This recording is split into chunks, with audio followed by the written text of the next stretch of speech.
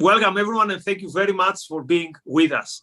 So last week, we discussed the Earth Day, and the atmosphere was a bit, we were pessimistic about where things are going and how people are turning their back to progress. But today, we're on a more upbeat mood, and we have with us Johan Norberg. So Johan is the author of the book, Open, the Story of Human Progress, which I don't need to anymore show it on Kindle because soon it's out also in paperback. So Johan is an author, but also, here's the book. He's fighting the good fight from various pro-freedom organizations in the Cato Institute, in the Free to Choose network, and he's someone who takes the idea of freedom and progress seriously. But also with us today, we have Mark Pellegrino. Mark, thank you also for being with us today. So I will kick us off with, so since the book is out in paperback, means it's doing well. So it means that there are people who, first of all, it means it's a good book, and I've read the Kindle version, but also it means there are people who still take progress seriously, and they realize that it has been falling out of fashion. It's important for us. So from your experience, if you can have an idea, who are the people who are reading this book? Are they mostly from the left or from the right? Is it from the West or from the developing countries where the idea of progress is a value, it's more urgent for them? So who are the people who defend progress nowadays? Well, thank you, first of all, for inviting me and for portraying the soft cover edition in this very flattering light. It doesn't necessarily mean that everybody agrees. It could mean that I'm just so contrarian that there's suddenly a niche in favor of progress and openness. But yes, it is doing quite well. And where do the readers come from is a little bit here and there. There are a couple of translations coming along from various places like the Netherlands, Japan, Israel, and so on. So it's difficult to have a geographical, and we're seeing things from low and middle income countries as well. What I would say about the audience that get in touch with me is that it's not from the left, it's not from the right, it's from the exhausted majority of people who just don't care that much about politics, but they just want to go on with their lives and continue to make progress or experience progress in science, in technology, in markets, because that's the thing that keeps me being an optimist. As long as people have some degree of freedom, they continue to make tremendous progress. And in this era, when there's so much doom and gloom from all sides, it's just like they don't acknowledge and defend the progress that keeps on happening. And just to clarify for our audience that your book is not going to be super popular with parts of the right, because you claim that, of course, free trade is very, very important. But what is perhaps even more important is free movement of people to go from one place to another. And this is something which is rubbing the right nowadays the wrong way.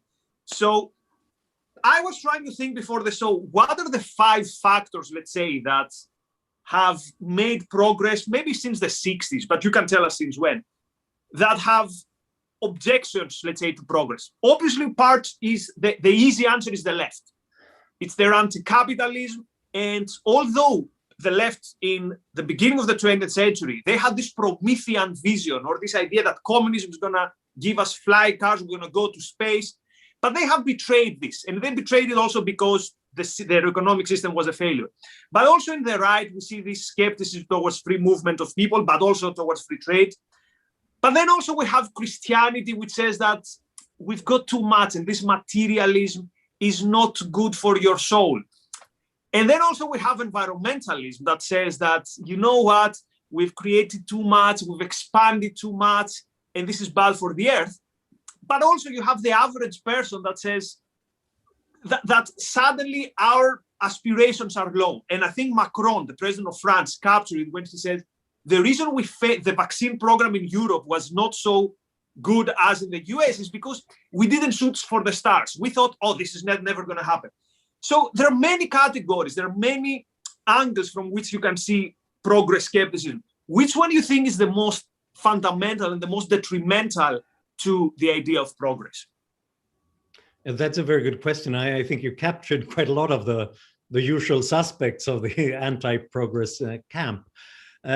What I would say, if I were to summarize it, I would point to, there's this idea that the left and the right have completely different versions of views on humanity and on the planet. Because one, the traditional idea is that the conservatives want to keep some sort of stasis or going back in time to something supposedly more pure and a culture and identity that we all shared, whereas the progressives, the leftists, they want to carry us along to the once upon a time the flying cars, or just steel and wheat, I don't know. But the thing is that they both share one idea, and that's that they have a plan. They have some sort of stasis in mind. They know what society is supposed to look like, some kind of a utopian vision. It could be in the past, it could be in the future, but it's all according to a plan, a design. It's a tradition and a religion, or it's based on the mind of Karl Marx or a modern technocrat. But they all neglect where it all comes from. The fact that this progress only comes from individual human beings and their vision of the world, their rationality, their analysis, and their ambition and imagination of what could be.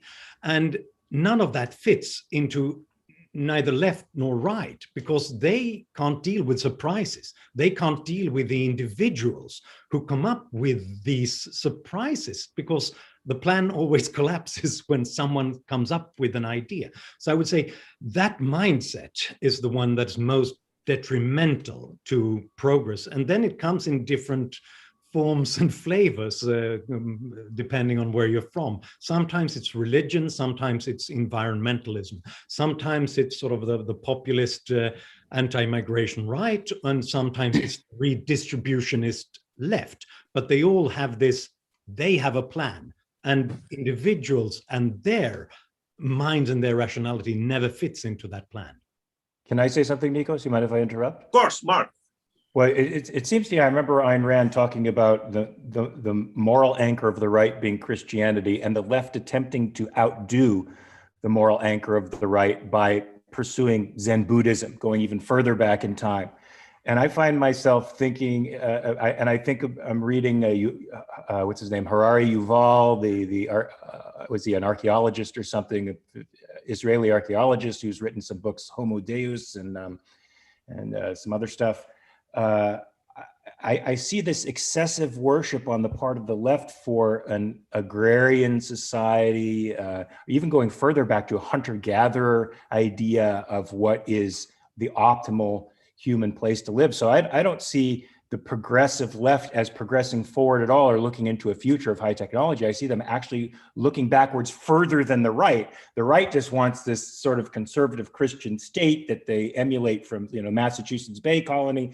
And the left wants to go back to the hunter-gatherer society, put us in mud huts and fig leaves, and have us, eating a vegetarian diet out of the jungle. I mean, what say you to that? Yeah, no, I think that's a very good point. And I think that reinforces the fact that they just share the same basic mistake, because they can jump to one or the other, to everything except sort of individual liberty. Because you can see that among the left, they used to be the sort of, Karl Marx got almost everything wrong, but at least he believed in progress. He believed in the Industrial Revolution and what it could bring humanity. But once socialism failed to give us that, so many socialists instead said, oh, in that case, perhaps factories and good living standards isn't so great after all. So perhaps that's the bad thing, and we should return to something else, and more greenish, environmentalist tinted version of the world. Whereas on the right, you can see that, yes, some of them have that sort of religious-based reactionary attitude, but some jump to the idea that, and I mentioned people like Newt Gingrich, who talked about, no, we have the one true idea. of what the future is going to be like. It's going to be digital and computers and internet everywhere. And we are going to carry everybody along that route, whether they like it or not. So huge entitlement programs and subsidies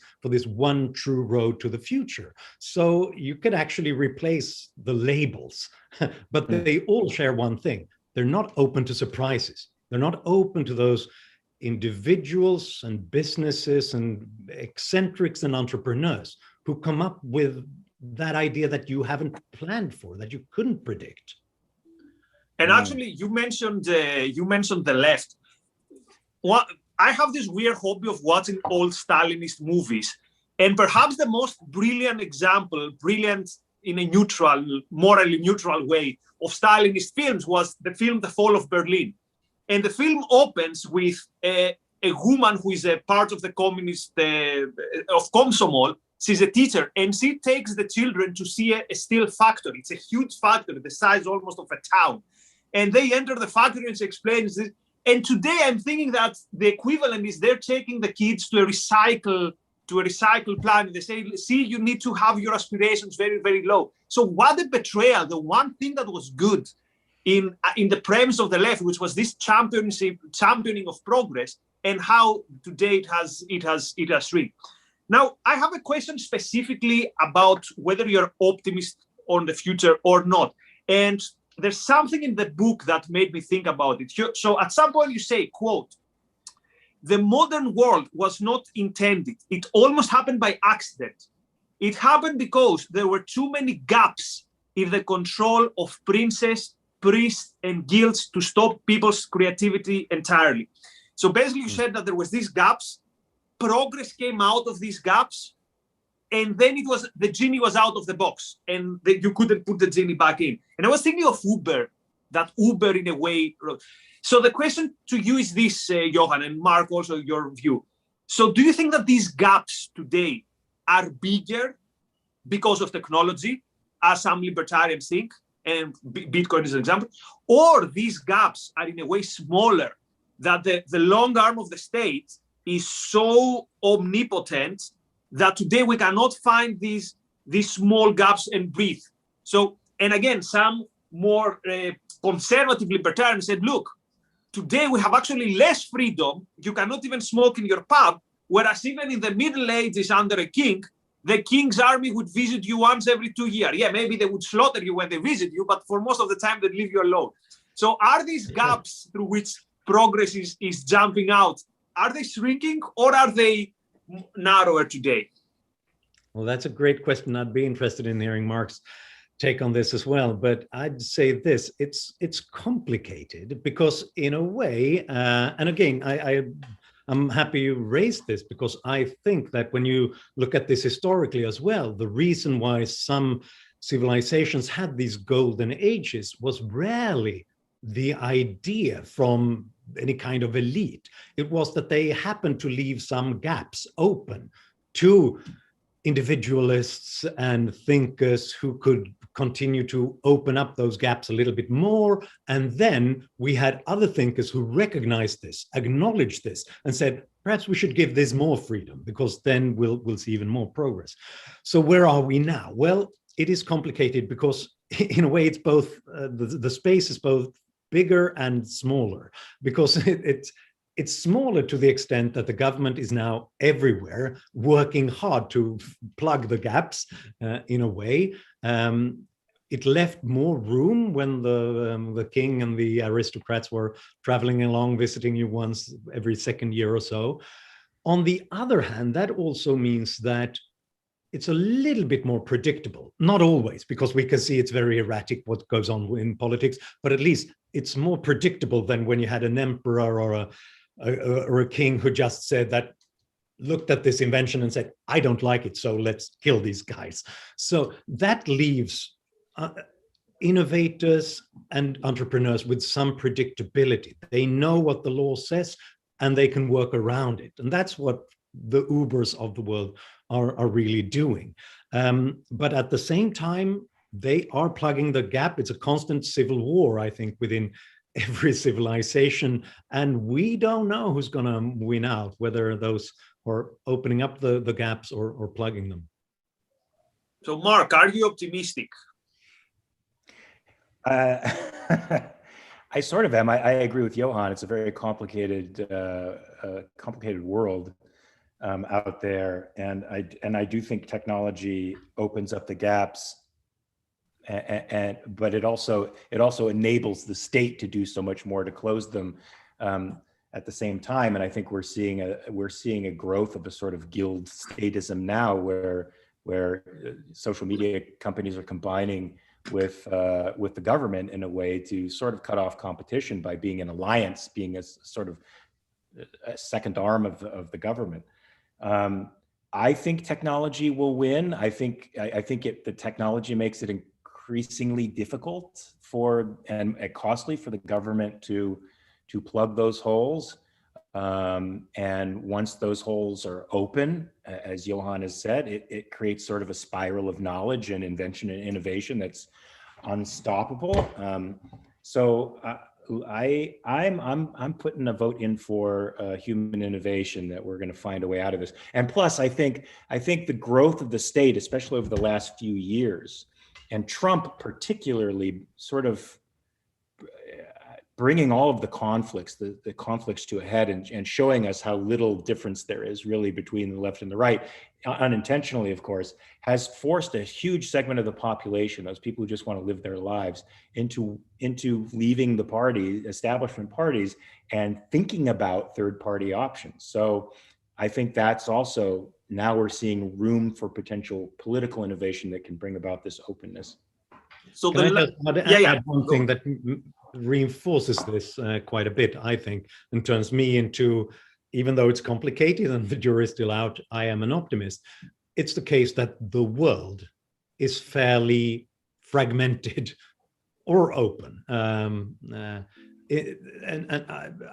I look at Europe's history and why the Enlightenment and the Industrial Revolution happened here, is that, I mean, it tried to happen in so many places earlier on, in Song China, in the Abbasid Caliphate. It tried to happen in sort of the Italian Renaissance city-states, but it was always quashed. And the reason why it happened later on in the 17th and 18th century was that Europe was fairly decentralized, and there were rivalry between the different political entities, different city-states and princes and kings who fought with one another. And they learned fairly soon, that when they destroyed innovations and new eccentric ideas, which they wanted to do because it was a threat to their survival, they realized that those eccentrics turned to another place and enriched those places. I mean, nobody wanted Aristotle's philosophy to conquer Europe in the 13th century, but there were a couple of free universities. Genoa and Venice protected those ideas, and once that happened, the others saw, look, there's something going on there. They get all the students, they get all the great ideas, so perhaps we have to accept a certain degree of openness so as not to lag behind too much and be defeated by them. And that's where we are today as well, even though lots of the governments out there are authoritarian and awful, but they don't want to fall behind when it comes to growth and innovation. And they understand that if we destroy too much of openness and innovation, that will happen. So no one can be too ruthless unless they want to destroy their own civilization. So, and this brings me to the last question to both of you, which is, what is the role of philosophy and the role of the ideas out there when it comes to progress? So, Mark, the other day you released a video called Reality Check, and I really encourage people to check it out. Put on YouTube, Mark Pellegrino Reality Check, where you talk in very simple language about the relationship between morality and one's life. So basically you said the morality that says that you have to suffer to be good is a morality that is destructive for your life. So I watched this some days ago, then I forgot about it. And today I see on Twitter this article on Vogue. It's this woman who says, is giving birth environmental vandalism. And I was thinking how sad this is. The most personal, beautiful thing that you can do, which is give birth, and seeing it under this prism that, oh, it's good for me, but I'm not sacrificing enough for nature or for something. So, and I was thinking that, yeah, this idea of sacrifice at the end of the day is not compatible with good things like progress. So actually, it's not compatible with you pursuing goals and values, because progress, as Johan said, it's not something that the central planner says, we're going to have a 5-year plan, it's going to lead to progress. This is not like it failed in Soviet Union, it's going to fail every time. So progress is basically people being free to pursue their goals and their values. So, but at the same time, we see that these ideas around individualism and all that stuff are more and more and more out of fashion. So where does one begin with? Do we begin with these abstract, sometimes ideas, or do we begin by saying, look, progress works? We saw them at Derder's McCluskey's, the reverse hockey stick, which in a way it makes sense because you see it's very concrete. So do we start with high philosophy and ideas, or do we start with the reverse hockey stick? I mean, I can tell you my perspective is that you can come up with a bunch of concretes and you can come up with a bunch of practical solutions, and none of it will resonate with anybody unless it's morally grounded, unless you take the moral high ground. And what the statists have right now is more or less a consensus amongst themselves that the proper ethics is a collectivist ethics. And so what you have to do is convince people that it's actually this fragmentation, it's this individualism that not only it produces progress because it's good, because it holds individual flourishing as a value. So to me, you have to make it a moral argument, and then the practical stuff can follow. That's my perspective. Johan.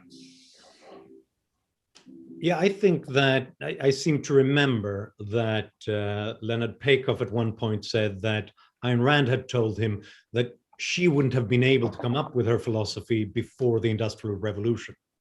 Mm-hmm. So she basically had to see some part of that hockey stick to develop her philosophy about what human beings are able to do and how they can change the world for the better. But then it is a constant back and forth, I think, between these things. You need to see the philosophy. You absolutely need the moral high ground, as Mark points out, because it's not enough to just create progress, because then people will just feel bad about this. They might enjoy it for themselves, but they'll feel like this is bad, it's awful, and I really shouldn't be doing this. And that's what you see among lots of people in the Western world. You see it among many billionaires in the Western world as well. But I think you need both things. You need to see that progress. You need to analyze where it comes from, what makes it possible, and what would destroy it. And then to try to integrate both those perspectives. You need both things. Otherwise, it's difficult. As I said, I'm an optimist when it comes to continued progress, partly not because governments like it, but they are in it for their own sort of collective survival. So they have to give some openness to it. But that's not enough. You mentioned this, Nikos, that I write in the book that this world wasn't predicted. It wasn't planned. And most people didn't want it. It happened because there were some of those gaps, and that left room for the creators. That is not enough if there is a cultural atmosphere, an intellectual atmosphere that rejects the foundation of this, the pillars and the people who create it. So that's why I think we have to work both fronts. We have to point to this progress, tell people not to take it for granted, and to defend the good, the morality of being a creator, of creating survival for people. And actually, let me say that the book has so many beautiful concretes. The other day, I was preparing a class for the university, and I was taking some notes from your book. You mentioned that 120,000 people are escaping poverty every day. And I was Googling to try and find Premier League stadiums so basically I came up with every day 2 Old Traffords of people escape poverty every day. So yes, I'm a student of objectivism. I always start with the big picture, but these concretizations are great. And these concretizations do have an effect in people. So my point is, look, if you love people, it's impossible not to celebrate. It's impossible not to be excited that every day we get 2 Old Trafford stadiums of people out of extreme poverty. So it's time to move to Clubhouse. So let me remind people. So the book is Open, the Story of Human Progress by Johan Norberg. You can see the new paperback edition. I've read the Kindle edition, which was written at the beginning of the pandemic. This new edition has some more updates, also some updates from the US elections and how they are related to the themes of the book. I also mentioned Mark's beautiful, what I call philosophy for the masses, philosophy in simple terms, philosophy for your life, video reality check. I encourage Razi also to put it on the chat. So, gentlemen, thank you so much. And we are moving to Clubhouse. Just a reminder to our viewers that if you like the work we're doing, become a member, have access to behind the scenes stuff, the reading courses, the philosophy courses, the WhatsApp groups, the many things we're doing, and hopefully you're going to get even more value. So discussion continues in Clubhouse. Thank you very much. Thank you to our viewers. Bye-bye. Thank you. You.